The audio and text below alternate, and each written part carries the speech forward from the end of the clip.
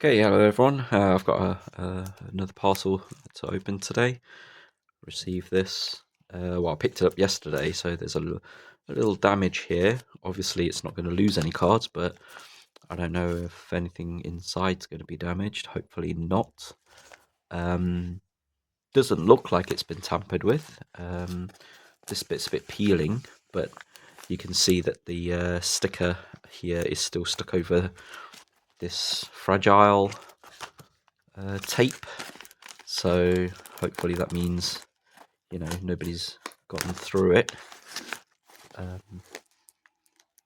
Yeah, see, it's still quite tight, unless this. Well, that can't be added off afterwards because the label's stuck on top of it. So whatever's inside will be what is sent. So let's go ahead and open it and see what's inside.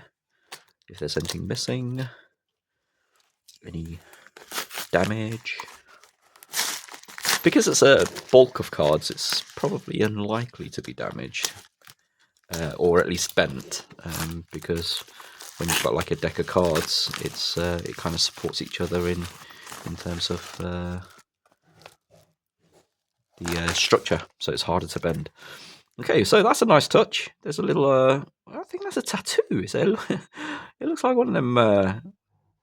Is it a tattoo? Well, it's certainly a sticker, if not a tattoo. I don't know if it's one of those where you put some water in and tattoo it over, but it's either a sticker or a tattoo. But yeah, that's pretty nice little gift there.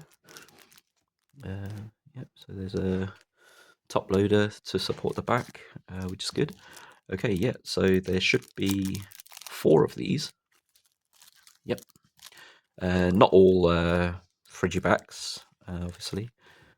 So you've got Vanillux, you've got Frigibacks, you've got Cetodal, and Snorant. These are all sealed, part of the bundle. And then there's a promo, Dondozo, and then there's a bunch of reverse hollows. I can't remember now. There should be 2 bundles, but they've obviously put it all in one. And it's probably makes sense. It bulks it out and it's protective. And it is black bolt and white flare. Oh, these are all white flare though. Oh, black bolts at the back. Okay, yeah. So I can't remember how much of each there are. So let's just do a count. 1, 2, 3, 4, 5, 6, 7, 8, 9, 10, 11, 12, 13, 14, 15, 16, 17, 18, 19, 20, 21, 22, 23, 24, 25, 25. So there's 25 white flare. Probably 20, 25 of black bolt too, actually. 1, 2, 3, 4, 5, 6, 7, 8, 9, 10, 11, 12, 13, 14, 15, 16, 17, 18, 19, 20, 21, 22, 23, 24, 25, 26, 27, 28. Oh, there's 28 black bolt. Okay, so yeah, slightly more black bolt than white flare. I don't actually know if I need any of these because they said it was bulk of reverse hollows, and I do need quite a few reverse hollows still for both sets. So I'm hoping out of these that there's quite a few that I need.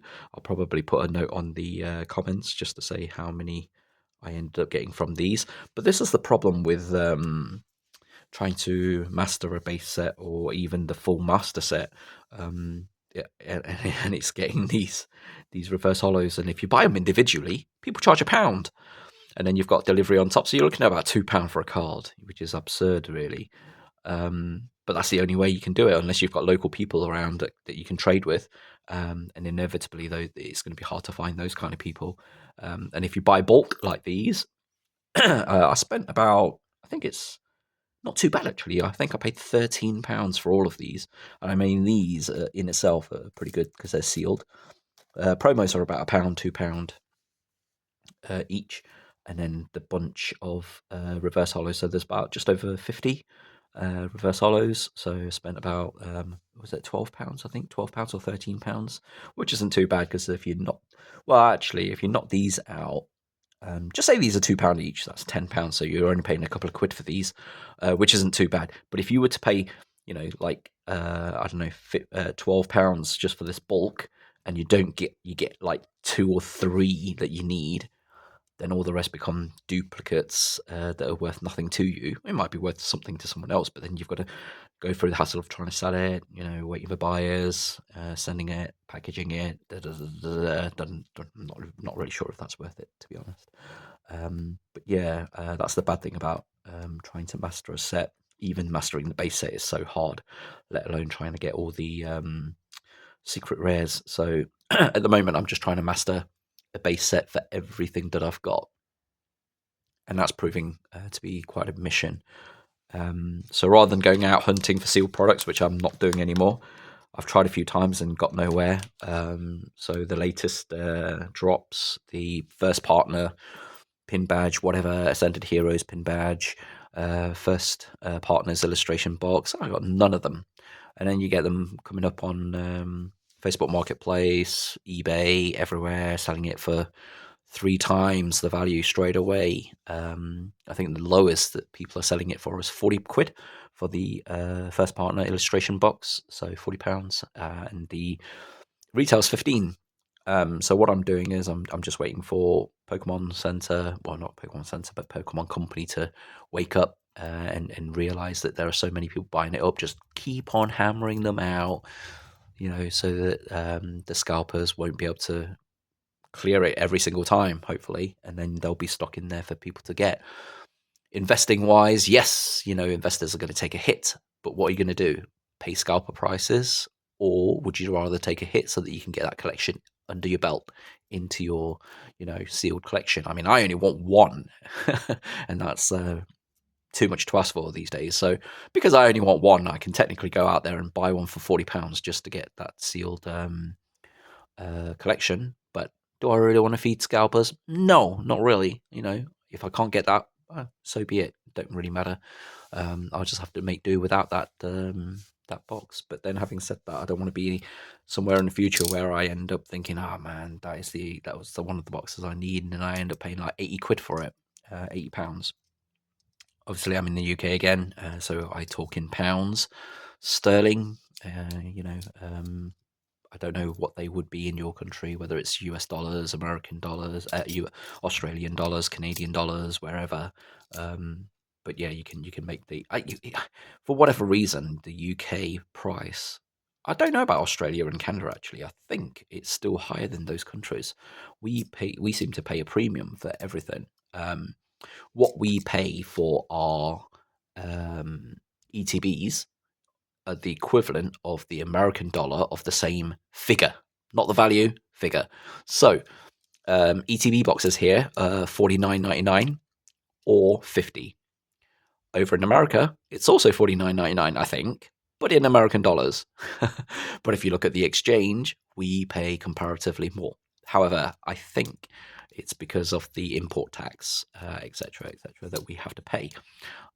So, for those who are in America, this is quite clear, hopefully for you guys, because it is for me, because we bring it in from America if it's printed in America, or if it's from Netherlands, we have to pay an import tax, and then you've got VAT on top. So it means that we pay over the odds, and it is us paying, okay, not whoever is charged an import tax, or whatever it might be.